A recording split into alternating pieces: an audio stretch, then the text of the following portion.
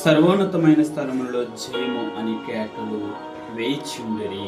ఈ పరిశుద్ధ వాక్యాన్ని బట్టి మనం పరిశీలన చేయగా ఈ పరిశుద్ధమైన ఈ విశ్రాంతి దినాన గొప్ప విశేషంగా మనకు ఎంచబడుతుంది. అదేంటి అని కనుక ఈరోజు మట్టల ఆదివారం అని బ్రానుకొమ్మల ఆదివారం అని నిర్వహించుకోవడము మనకు జరుగుతూ వచ్చుచున్నది.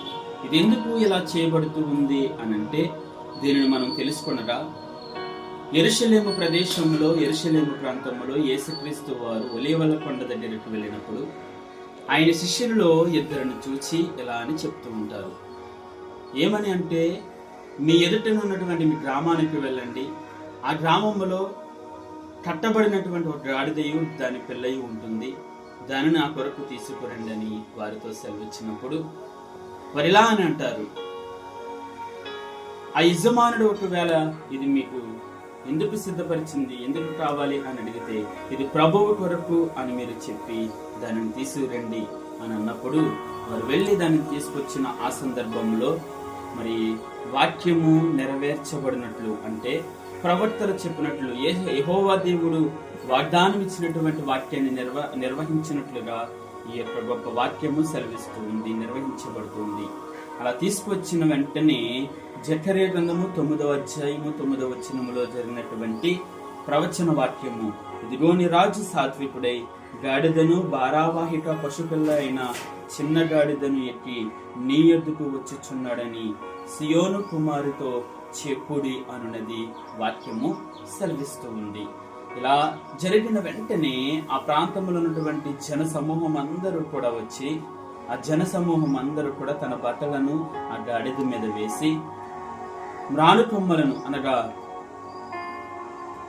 ఆ యొక్క మట్టలను ఒలీవ కొమ్మలను దారి పొడుగున పరిచి ఆ గాడిద మీద యేసుక్రీస్తు వారి ఎక్కి వస్తూ ఉండగా అందరూ కూడా ఎలా అని అరుస్తూ కేకలు వేస్తూ జయము పలుకుతూ ఉంటారు. దావీదు కుమారునికి జయము, ప్రభు పేరట వచ్చేవాడు స్తుతింపబడును గాక, సర్వోన్నతమైన స్థలములలో జయము జయము అని వారు కేకలు వేయచ్చు యేసుక్రీస్తు వారికి స్వాగతము పలుకుతూ ఉంటారు. మరి రాత్రి ఈ యొక్క ఉదయకాల సమయంలో నువ్వును నేను కూడా యేసుక్రీస్తు వారికి స్వాగతం పలికేవారుగా ఉన్నామా? స్వాగతం పలికేవారుగా ఉంటే మన లోక రక్షకుడైనటువంటి యేసుక్రీస్తు వారు భారావాహిక మీద తన భారాన్ని మోసుకొని పోవడానికి సిద్ధముగా ఉన్నానని ఆయన వాగ్దానం ఇస్తూ ఉన్నాడు. ఆ భారావాహిక మీద వస్తూ ఉన్నాడు అనంటే అది నీ కొరకు నా కొరకే, అనగా పాప క్షమాపణ నిమిత్తమై, ఈ పాప పరిహారార్థ నిమిత్తమై బలి అవ్వడానికి, సిలువలో త్యాగము చేయబడడానికి, ఆయన రక్తము కార్చడానికి, మరణమును పొందడానికి, పునరుద్ధానుడుగా నిలబడడానికి యేసుక్రీస్తు వారు సమీపముగా ఉన్నారని మీకు నేను సెలవిస్తూ ఉన్నాను, తెలియజేస్తూ ఉన్నాను. మరి గొప్ప సమయములో విశ్రాంతి దినములో నువ్వును నేను కూడా ప్రభు వారికి జయము జయము, సర్వోన్నతమైన స్థలములో ఉన్న వారికి జయము జయము, దావీదు కుమారునికి జయము జయము అంటూ యేసుక్రీస్తు వారికి జయము పలుకుతూ ఉందాము. అలాగే ఈ విశ్రాంతి దినములు గొప్ప విశేషముగా ఉన్నటువంటి గొప్ప వాక్యము ఏంటి అంటే, ఆయన వస్తూ ఉండగా యెరూషలేము దేవాలయమునికి వెళ్ళినచో అక్కడ అనేకమైనటువంటి నీచ కార్యములు కనబడుతూ ఉంటాయి. అవి ఏంటంటే, క్రయ విక్రయ ధనముగా వ్యాపారములు జరుగుతూ, ప్రార్థన జరగవలసినటువంటి ఆ మందిరములు అనేకమైనటువంటి నీచ కార్యాలు జరుగుతూ ఉంటే ప్రభుల వారు ఎలాగూ అక్కడ పరిశుద్ధపరచబడతాది.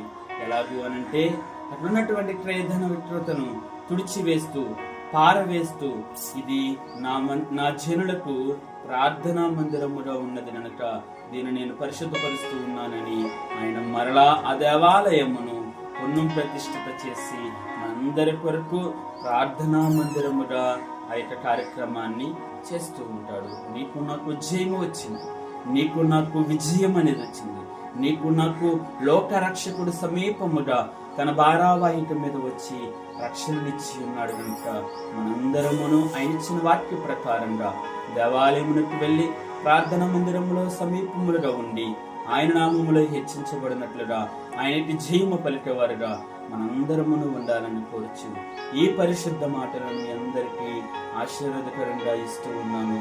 అందరికీ శుభాభివందనాలు తెలియపరుస్తూ యేసుక్రీస్తు వారికి జయము. యూదుల రాజుకి జయము, జయము జయము జయము.